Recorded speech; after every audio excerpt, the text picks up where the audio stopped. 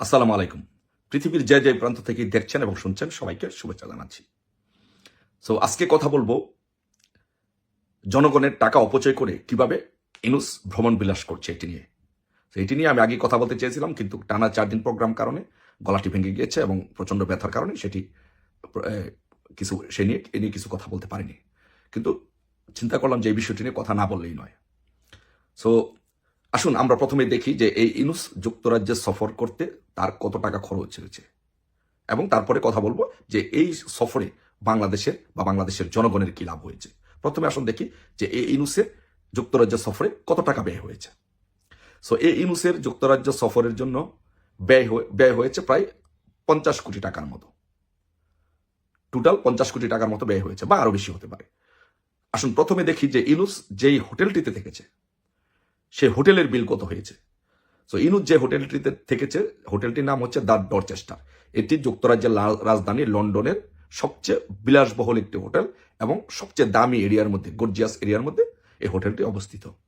এই হোটেলের মধ্যে তার 4 দিনে বিল হয়েছে 2,10,325 পাউন্ড, বাংলা টাকায় হচ্ছে 3,50,00,000 টাকা।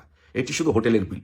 4 রাতে 37টি রুম রিজার্ভ করেছে তার সাঙ্গপাঙ্গর জন্য। 4 রাত্রের জন্য সে 37টি রুম রিজার্ভ করেছে, যার বিল হয়েছে বাংলা টাকায় 3,50,00,000 টাকা। এবং ইনুস যে রুমটিতে থেকেছে সেই রুমটির বিল হয়েছে প্রতি রাত্রে, সেই রুমটির বিল হচ্ছে 6,045 টাকা প্রতি রাতে। তার মানে হচ্ছে 24,180 পাউন্ড, যার বাংলা টাকা মূল্য হচ্ছে 40 লক্ষ টাকা। শুধু ইনুস যে রুমটিতে থেকেছে, ভিআইপি রুমটিতে, সেটি তার বিল হয়েছে 40 লক্ষ টাকা।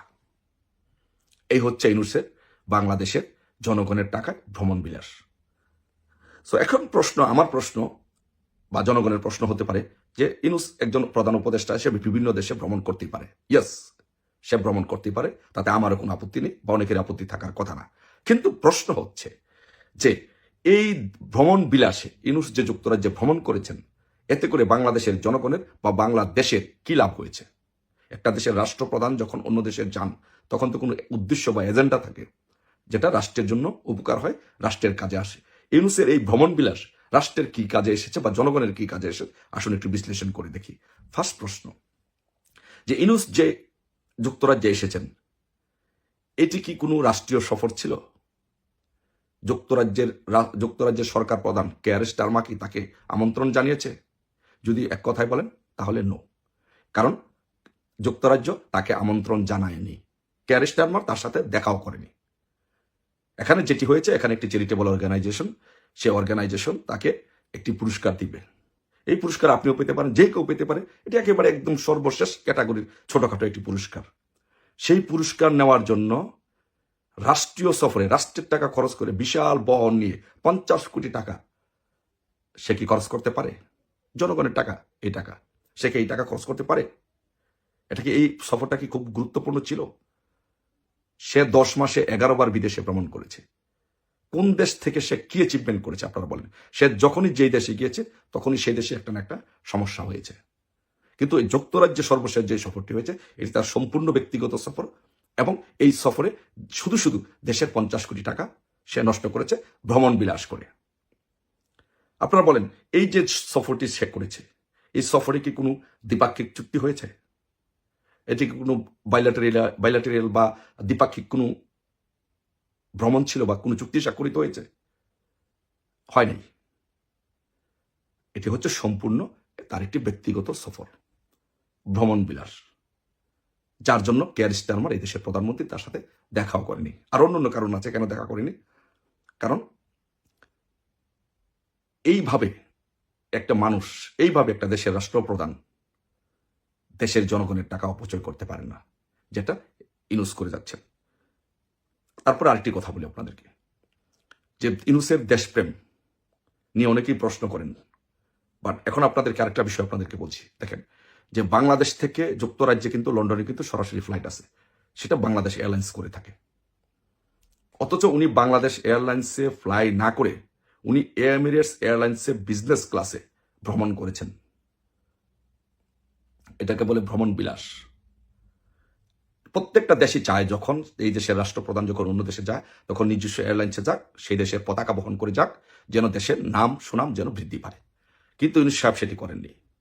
যেমন 1971 সালে মুক্তিযুদ্ধ করেননি, কোনো কিছুই 90 সাল বাংলাদেশের কোনো কাজে, বাংলাদেশ যখনই কোনো বিপদে পড়েছে, বাংলাদেশের মানুষের যখনই কোনো প্রয়োজন হয়েছে, তখন যেমন ইউনূস বাংলাদেশের মানুষের পাশে দাঁড়াননি, এখন একইভাবে ইউনূস মানুষের পাশে না দাঁড়িয়ে বাংলাদেশের বরং মানুষের টাকায়, জনগণের টাকায় সে তার ভ্রমণ বিলাস করছে। সুদে টাকা লাগিয়ে মানুষকে যেভাবে রক্ত চুষে চুষে মানুষকে যেভাবে নিঃশেষ করছে, এখন আবার রাষ্ট্রীয় ক্ষমতায় বসে রাষ্ট্রের টাকা অপচয় করে মানুষকে রাস্তায় বসিয়ে দিচ্ছে। দেশের মধ্যে পার্মানেন্টলি, স্থায়ীভাবে বিভিন্ন গোষ্ঠীর মধ্যে, রাজনৈতিক সম্প্রদায়ের মধ্যে স্থায়ী দ্বন্দ্ব লাগাচ্ছে। কিন্তু কাজের কাজ আসলে কিছুই হচ্ছে না। যদি দেশকে ভালোবাসতেন তাহলে কেন এমিরেটস এয়ারলাইন্সে উনি ফ্লাইট করবেন? বাংলাদেশ থেকে যেখানে সরাসরি লন্ডনের ফ্লাইট আছে, সেই ফ্লাইট ব্যতী রেখে কেন উনি এমিরেটসে ফ্লাইট করবেন? এটি আমার প্রশ্ন। কেন আমার টাকা যুক্তরাজ্যের বিভিন্ন জায়গায় যাবে? কেন আমার টাকা দুবাই যাবে? আমার দেশের টাকা আমার দেশে কেন যাবে না? জনগণের কাজে লাগবে না? আজকে ইউনূস যে এখানে যে ভ্রমণ করেছে, আপনারা যারা জনগণ, সচেতন জনগণ, তারা ইউনূসকে আপনারা প্রশ্ন করুন, আপনার বিবেককে প্রশ্ন করুন। এই সফরের মাধ্যমে এই দেশের, বাংলাদেশের কি উপকার হয়েছে? জনগণের কি উপকার হয়েছে? রাষ্ট্রের কি উপকার হয়েছে? একটি টাকা কোনো উপকার হয়েছে? না, হয়নি। বরং রাষ্ট্রের 50 কোটি টাকার উপরে অপচয় হয়েছে। এই 50 কোটি টাকা দিয়ে বাংলাদেশে অসংখ্য গরিব মানুষকে সহযোগিতা করা যেত, একটা হসপিটাল নির্মাণ করা যেত, অথবা 50 কোটি টাকা দিয়ে 100 অ্যাম্বুলেন্স বা 200 অ্যাম্বুলেন্স দিয়ে রোগীদের জরুরি সেবা প্রোভাইড করা যেত। কিন্তু সেই কাজটি না করে, গরিবের পাশে না দাঁড়িয়ে, আমাদের বাংলাদেশে অসংখ্য মানুষ এখনো বিভিন্ন সমস্যায় জর্জরিত, তাদের পাশে না দাঁড়িয়ে এই ইউনূস রাষ্ট্রের টাকা খরচ করে ভ্রমণ বিলাস করছে। আসুন, এখনই সময় আমরা এরকম উচ্চবিলাসী, ভ্রমণ বিলাসী একজন দুর্নীতিবাজ, টাকা পাচারকারী, সৌদি ব্যবসায়ী ইউনূসকে আমরা বাংলাদেশের থেকে বিতাড়িত করি। বাংলাদেশে গণতন্ত্র, আইনের শাসন আমরা নিশ্চিত করি। ভালো থাকবেন সবাই। জয় বাংলা, জয় বঙ্গবন্ধু।